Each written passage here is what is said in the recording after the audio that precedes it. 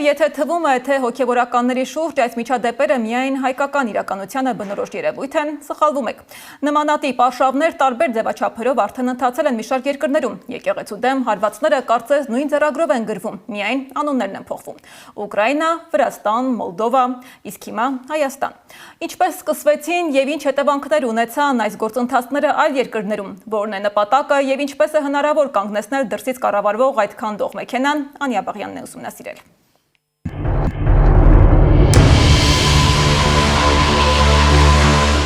Ուկրաինայում խուզարկություններ, հոգևորականների հետապնդումներ ու բանտարկություններ սկսվեցին 2014-ին, Մայդանի իրադարձություններից և Ղրիմի Ռուսաստանին միանալուց հետո։ Ուկրաինայի որոշ քաղաքներում սկսվեցին բողոքի ակցիաներ ուղղափառ եկեղեցու դեմ, որոնք տևեցին մոտ 4 տարի։ 2018-ին Կոստանդնուպոլսի պատրիարք Բարդուղեմեոսը տվեց տոմոս, որը ճանաչում էր Ուկրաինայի եկեղեցու անկախությունը և ստեղծեց Ուկրաինայի ինքնավար ուղղափառ եկեղեցի։ Ուկրաինայի հեղափոխականները ուղղափառ եկեղեցին դիտարկում էին որպես Ռուսաստանի ներգործության գործիք և ռուս-ուկրաինական պատերազմից հետո իրավիճակն ավելի սրվեց։ Անգամ հավատացյալների միջև բախումներ գրանցվեցին։